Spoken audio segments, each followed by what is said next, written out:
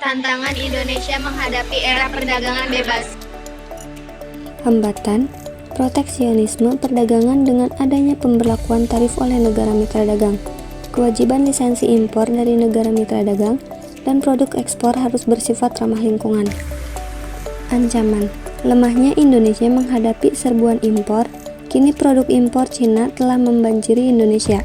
Hal ini justru akan menjadi ancaman bagi Indonesia. Gangguan, perang dagang Cina dan Amerika Serikat yang kian memanas. Hal ini berimbas kepada semakin sulitnya pergerakan Indonesia dalam perdagangan bebas. Tantangan, rendahnya nilai tukar rupiah terhadap dolar, kualitas infrastruktur, sektor industri yang rapuh serbuan impor, perubahan pelaku konsumen meningkatkan hambatan perdagangan, sulitnya menyepakati kerjasama perdagangan, adanya potensi defisit dan resesi ekonomi. B. Mengapa kasus tersebut bisa terjadi di Indonesia?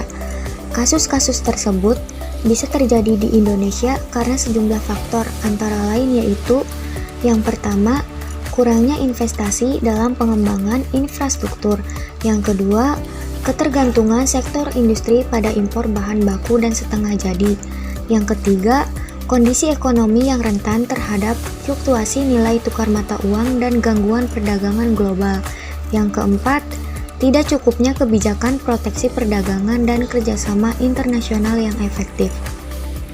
C. Peran Anda untuk mencegah atau mengatasi terjadinya kasus tersebut. Sebagai individu, Anda dapat berperan dalam mencegah atau mengatasi tantangan tersebut dengan cara: yang pertama, mendorong pemerintah untuk melakukan investasi yang lebih besar dalam infrastruktur; yang kedua, mendukung kebijakan yang mempromosikan pertumbuhan industri dalam negeri; yang ketiga, mengamati pasar global dan mengidentifikasi peluang serta ancaman yang mungkin timbul; yang keempat, berpartisipasi dalam inisiatif perdagangan internasional dan mendukung perjanjian perdagangan yang adil dan berkelanjutan; yang kelima, mempromosikan kesadaran atau pentingnya keberlanjutan lingkungan dalam perdagangan dan industri. Terima kasih.